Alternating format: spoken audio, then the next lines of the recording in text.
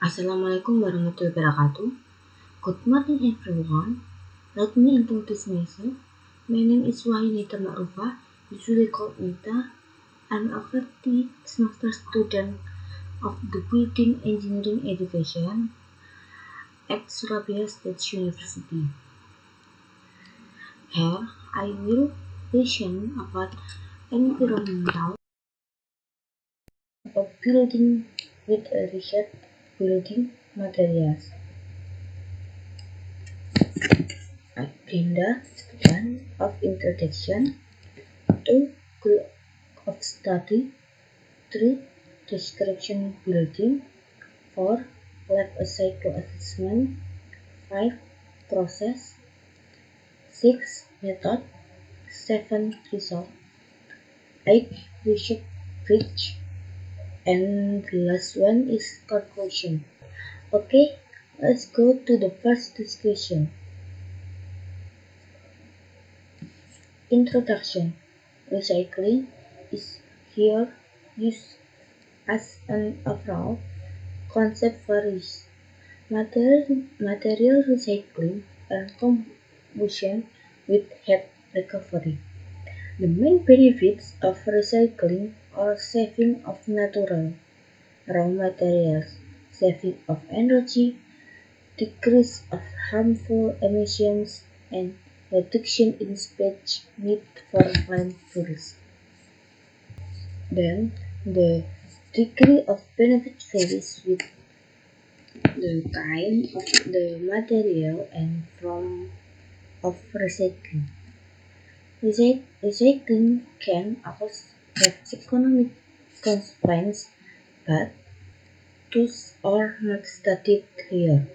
The recycling has risen recycling the recycling has risen a frequent topic of the discussion.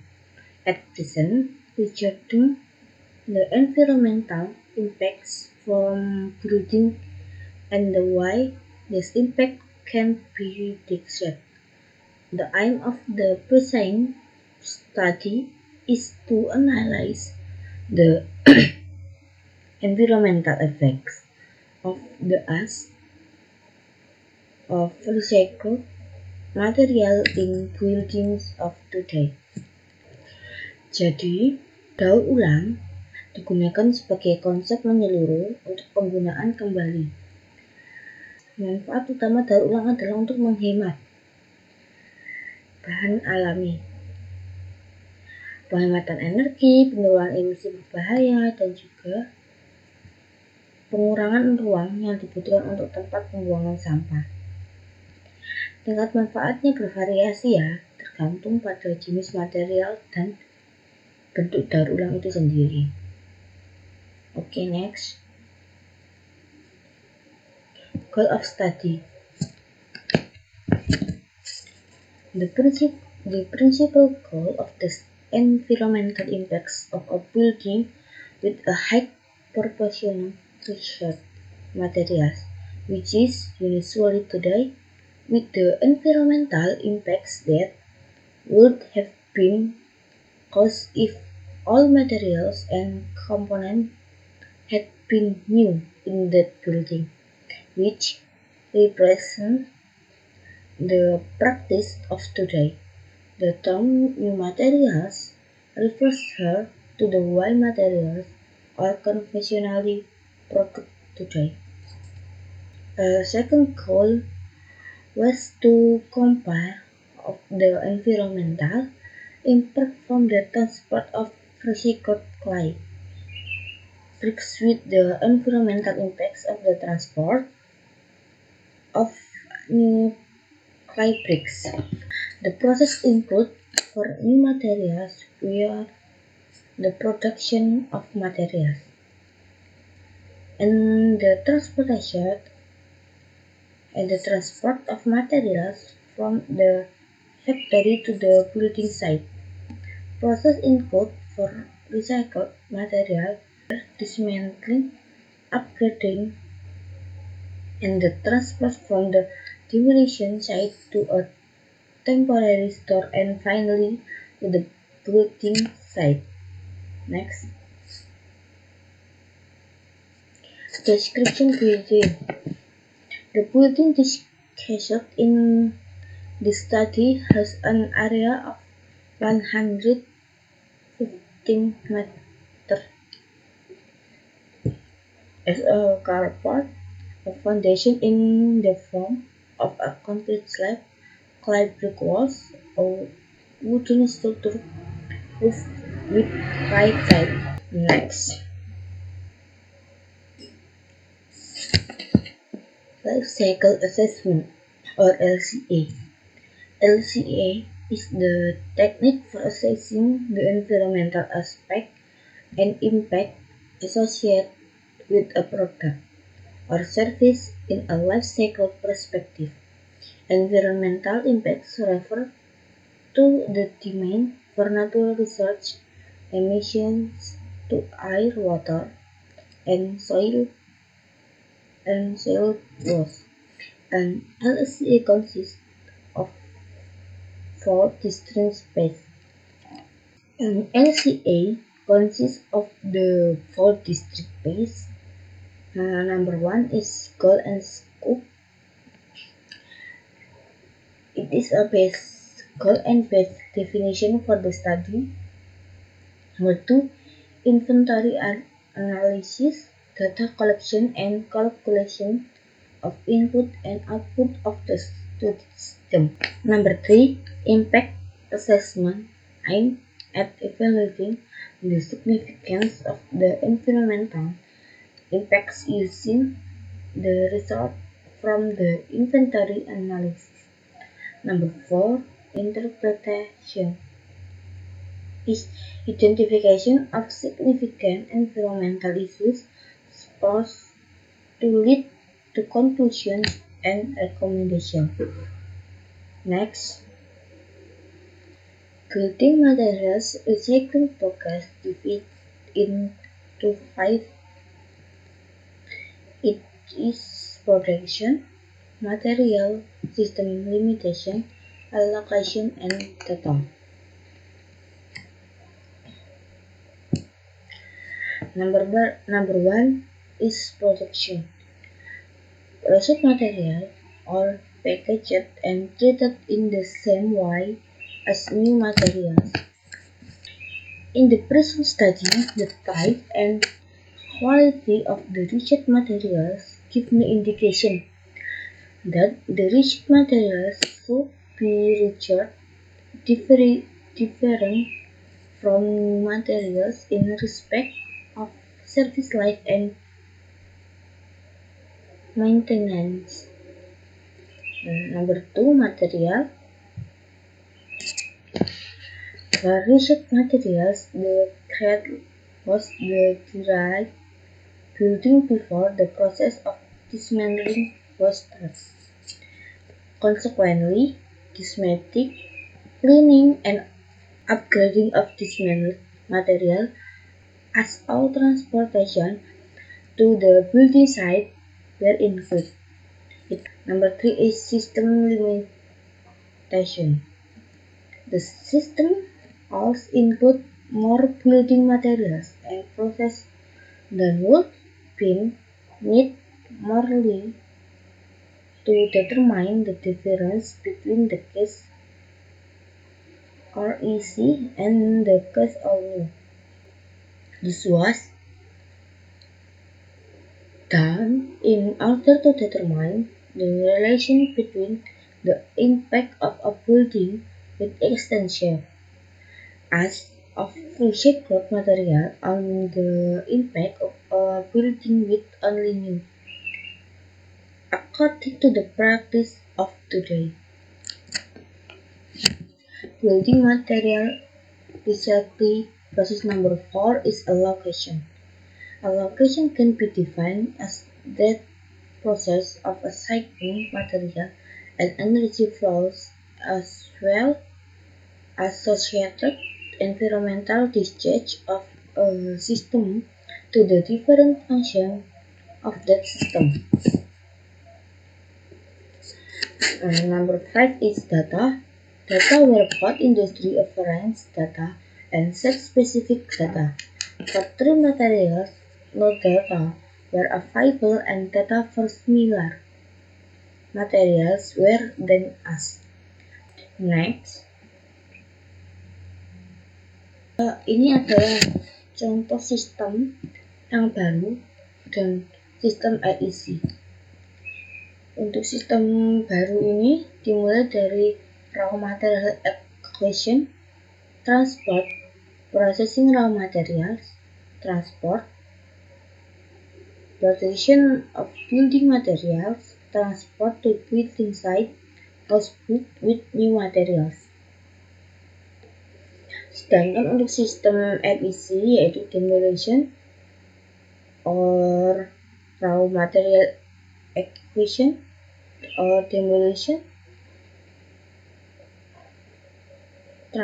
demolition to transport, to recycling process, to production of building material, to transport building site, and the last house of built with recycled materials. Jadi, ini merupakan rumah menggunakan sistem material baru, sedangkan yang ini rumah menggunakan sistem daur ulang material. Next, the method in a recycled the method for recycle. It is the environmental method, the ecological scarcity method, the environmental priority stretch in product design. Next, result. Result divide into three parts. It is the ask of building materials, energy, and research. Number 2, characterization. Number 3, weighting. The ask of building materials, energy, and research. The recycled house reduction. The ask of raw materials for production of building materials, and also decreased transport. The main primary raw materials conserved bedrock and sand and clay and timber. The aesthetics decreased by about 30%. Fossil research for energy production, the ash decreased by about 25%. The ash of different chemicals decreased by about 80%. Nearly all steel is recycled today.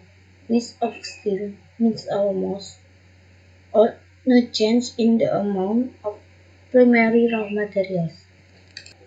Characterization. The risk of timber in the recycled house cause an increase in the consumption of natural gas in the region. Consequently, it caused a change in the emission output due to the different emission profile for combustion of biofuel and natural gas. Emission to air of CO2 from combustion of biofuel was set to 0 to the circulation of biomass, and because the net emission from combustion can be regarded as negligible. Jika ketiga metode ini diterapkan, maka hal yang utama adalah pengurangan emisi CO2. Tapi juga berkurangnya produksi limbah, khususnya berkurangnya penggunaan listrik yang mempengaruhi hasilnya. Ketika metode eco-scarcity diterapkan, hal ini juga merupakan pengurangan emisi CO2. Jadi next, we should clay brick is general heavier than new clay bricks. The use of brick is for the moment not very common, and it is therefore difficult to make any general statement on the means of transport for each brick.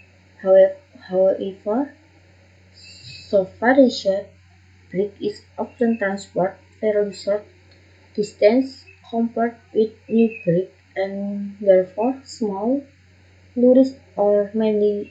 Jadi kan jika kita melakukan daur ulang nih, kita itu membutuhkan transportasi untuk mengangkut bahan-bahan material yang akan didaur ulang.